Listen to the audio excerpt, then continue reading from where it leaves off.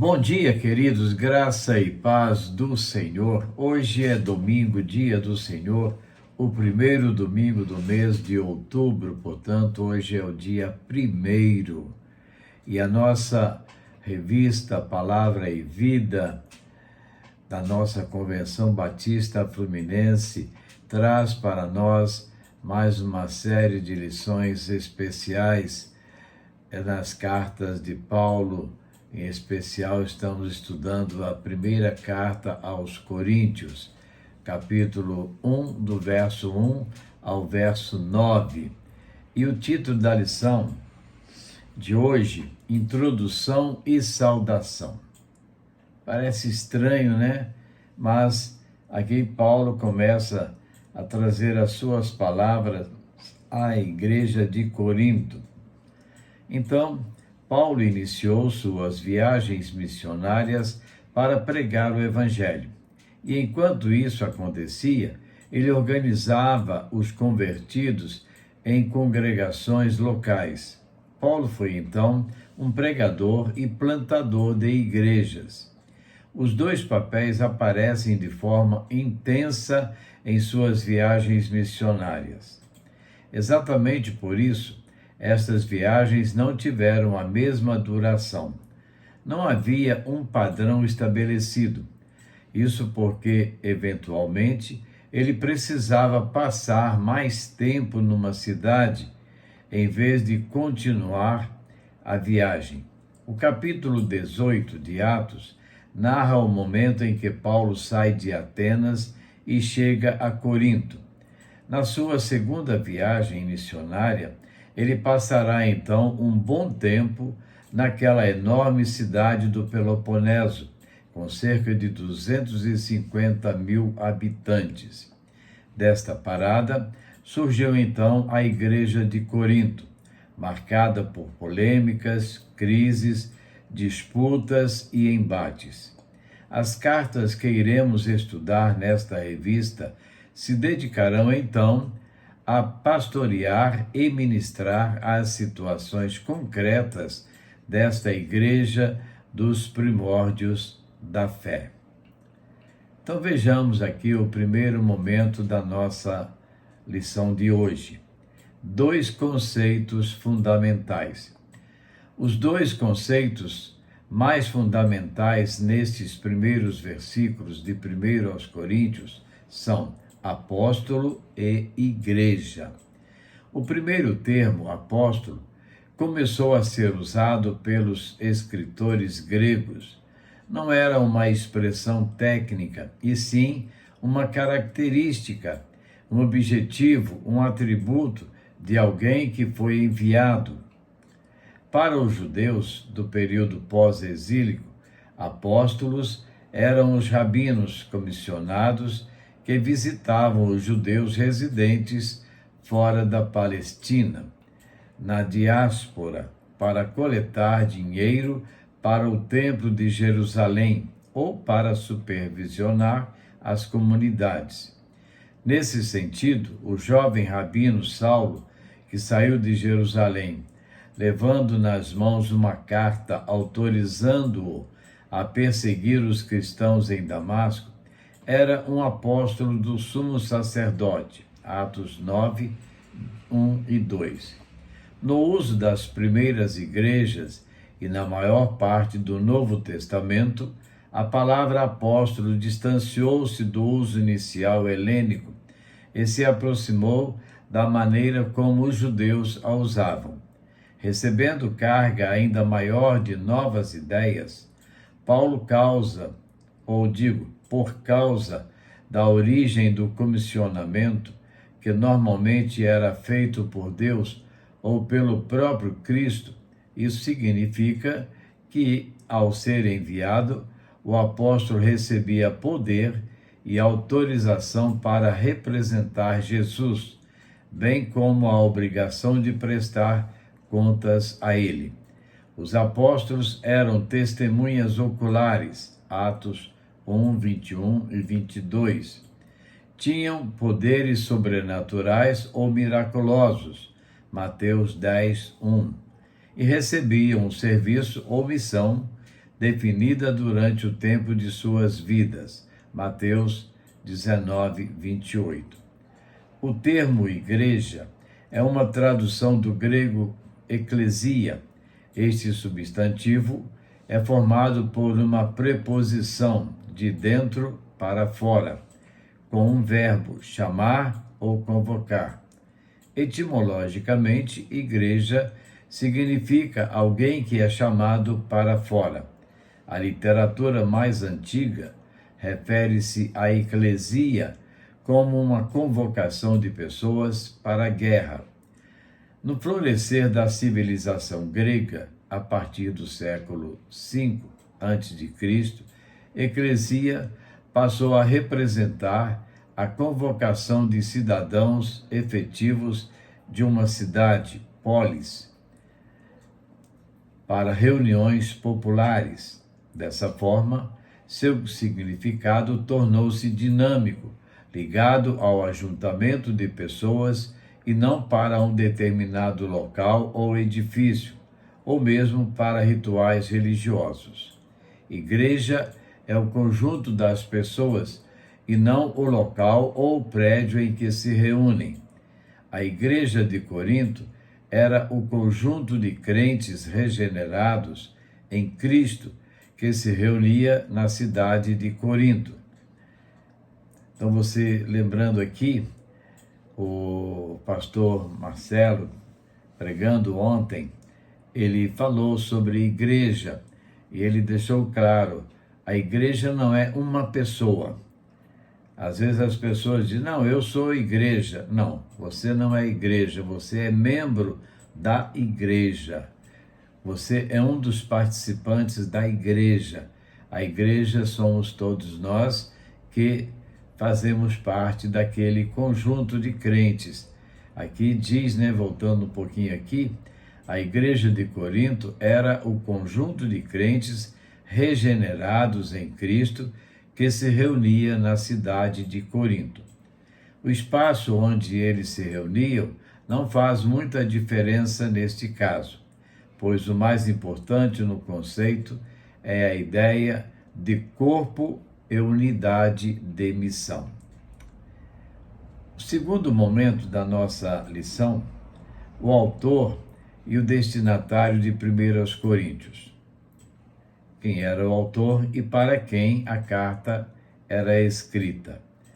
Os versículos estudados nesta lição formam uma espécie de prefácio epistolar à 1 Coríntios. Nela, Paulo se apresenta com uma série de afirmações identitárias. Ele se denomina apóstolo de Cristo Jesus, pela vontade de Deus. O termo apóstolo, como já tratado no tópico anterior, era um bem conhecido daqueles crentes. Ao usá-lo, Paulo se declara enviado, comissionado para uma determinada tarefa. Quem o comissionou foi o próprio Cristo, o Messias, enviado por Deus. Isso indica que sua identidade pessoal foi transformada no dia em que foi encontrado por Jesus no caminho de Damasco. Naquele dia, ele foi demudado em outra pessoa, foi transformado. Tudo o que era ou possuía antes daquele evento deixou de fazer sentido, e o que ele ouviu naquela hora mudou sua vida. Ali, ele foi chamado para ser discípulo de Jesus e pregador das boas novas da ressurreição. Que tarefa importante! Um homem que perseguia os cristãos agora vai pregar o Evangelho de Cristo àqueles que não conheciam Jesus. Esta perspectiva pessoal dá o tom das orientações que Paulo escreverá na carta. Tudo que ele vai escrever está baseado na sua comissão no caminho de Damasco, na certeza de que é um enviado de Jesus e na convicção de que ele apenas cumpre a vontade de Deus. Apesar de ainda inserir o irmão Sóstenes, na saudação, é consenso entre os estudiosos que esta carta é de autoria única e exclusiva do apóstolo dos gentios. Após se apresentar, ele descreve seus leitores por meio de 3 atributos. Primeiro, Igreja de Deus que está em Corinto.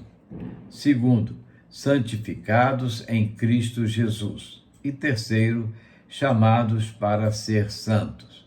Então vamos repetir. Ele aqui descreve seus leitores por meio desses atributos. Ele chama aqueles crentes através dessas expressões. Era a Igreja de Deus que está em Corinto. Eram crentes santificados em Cristo e foram chamados para ser santos. Então nós precisamos, como Igreja de Jesus, também ser santos. Estes atributos são curiosos se tivermos em mente o restante da carta. Boa parte dela será usada para descrever os problemas da igreja. A igreja de Corinto era cheia de dificuldades, mas ainda assim, apesar de tudo, eles foram salvos por Cristo, santificados nele e chamados para viver uma vida santa. É como se Paulo conseguisse fazer uma separação entre o status espiritual daqueles crentes diante de Deus, salvos e santificados em Cristo, e a dura realidade da luta contra o pecado e a velha natureza. O terceiro momento da nossa lição: gratidão a Deus. A sessão que começa em 1 Coríntios 1:4 descreve a experiência de oração do apóstolo. Paulo diz que sempre agradece a Deus pela vida dos irmãos de Corinto. Aqueles crentes, mesmo os intransigentes, são alvos contínuos de oração. Por falar em intransigentes, as igrejas de hoje estão cheias de crentes intransigentes também. É possível ver aqui, então, um exemplo de líder que ora por todos os seus liderados, mesmo por aqueles que dão mais trabalho. E como líderes na Igreja de Jesus, nós precisamos orar por todos os nossos irmãos, todos os crentes da nossa igreja.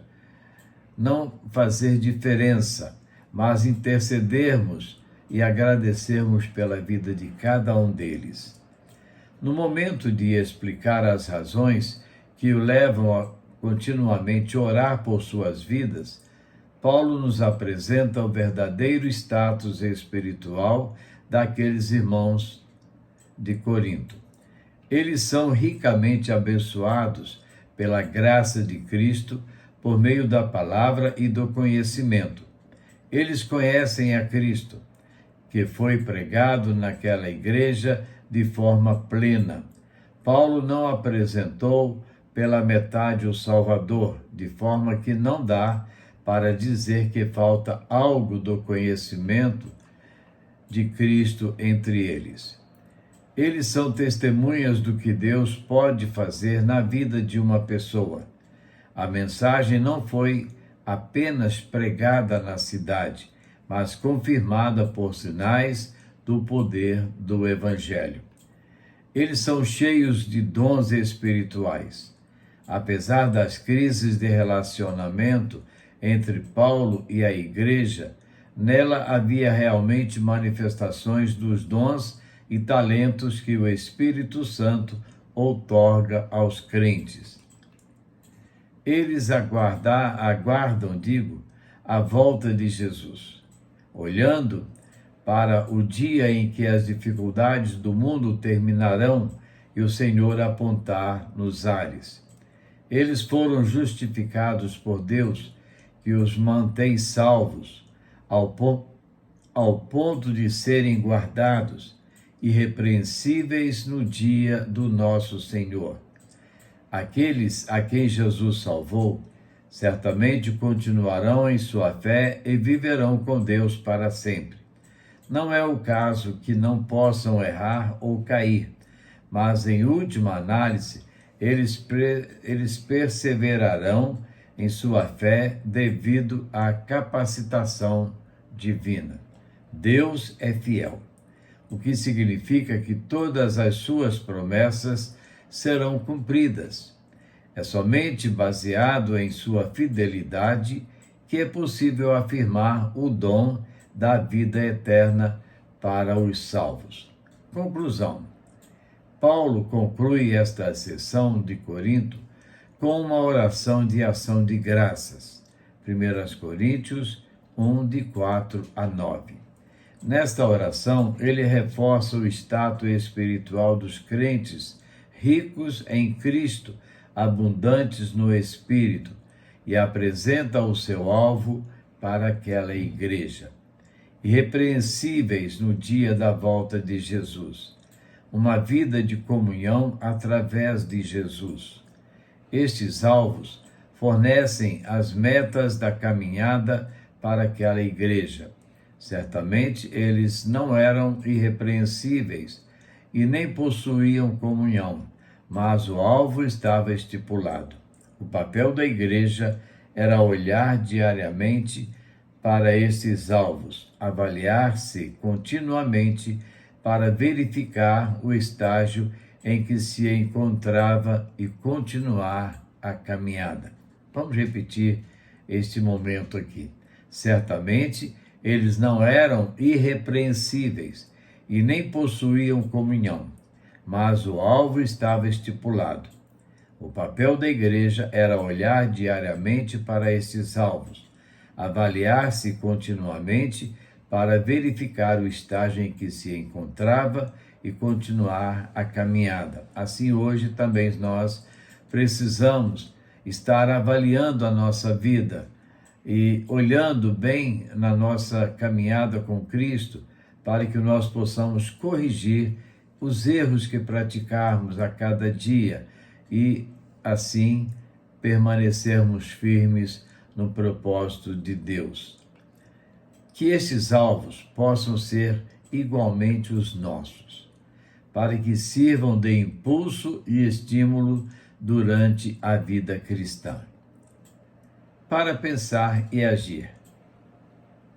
Primeiro, nos dias atuais, seria possível apontar o ministério da igreja que exercem a função apostólica de pregar e plantar igrejas. Como estamos nós trabalhando neste propósito de expandir o Evangelho de Cristo, plantando novas igrejas?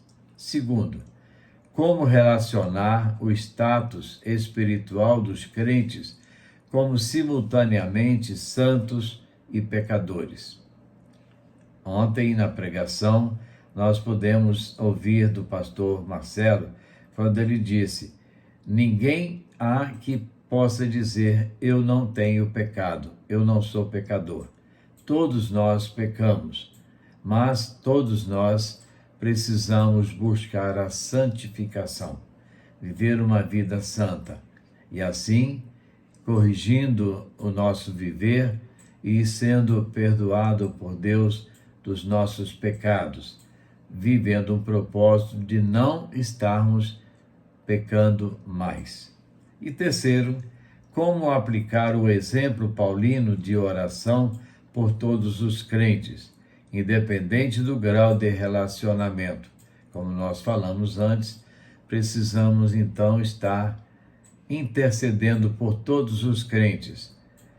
Mas aquele crente não merece. Todos merecem o nosso cuidado, todos os membros das nossas igrejas merecem os nossos cuidados, as nossas orações.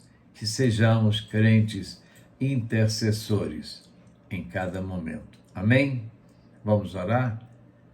Nosso Deus e Pai, muito obrigado, Deus, por lições maravilhosas que venham edificar as nossas vidas, nos conscientizar de que somos servos do Senhor, crentes para servir ao Senhor e para anunciar as boas novas de salvação.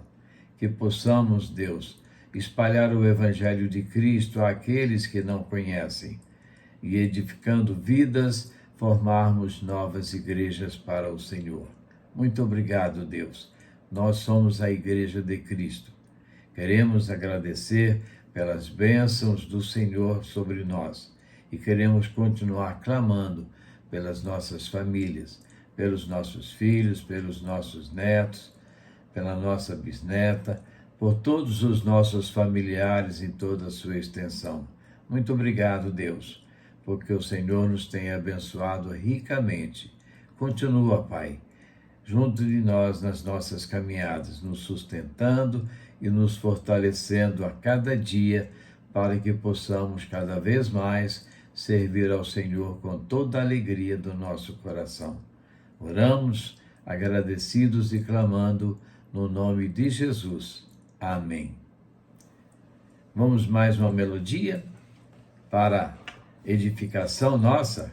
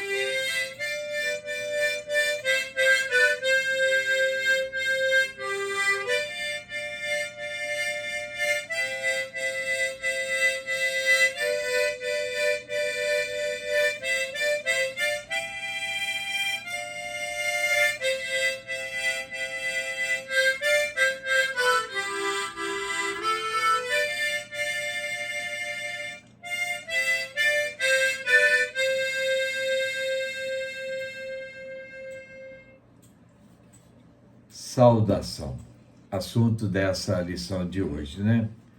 E assim, queridos, chegamos ao final de mais uma lição da nossa Escola Bíblica Discipuladora. Que nós possamos aprender das lições e crescermos na graça e no conhecimento do nosso Senhor e Salvador Jesus Cristo, aprendendo a cada dia e nesse trimestre aprendendo com o apóstolo Paulo nas suas cartas, que todos nós sejamos edificados, que tenhamos um domingo de muita paz, alegria, junto dos nossos familiares e que possamos assim estar vivendo o Evangelho de Cristo como igrejas do Senhor Jesus. Tenhamos um dia de alegria e logo mais, encerramento da conferência de aniversários, 97 anos da nossa igreja, a primeira Igreja Batista de Itaperuna, e que possamos ali desfrutar das maravilhas daquele musical que será apresentado na noite de hoje. Não fique em casa, vá à casa do Senhor, vá à igreja, vá à primeira Igreja Batista e seja abençoado pelo nosso Senhor e Salvador Jesus Cristo. A todos, um bom dia e até amanhã, quando estaremos de volta trazendo para você mais uma devocional para a edificação da sua vida, edificação das nossas vidas. A todos, um bom dia, na graça e paz do Senhor. Amém?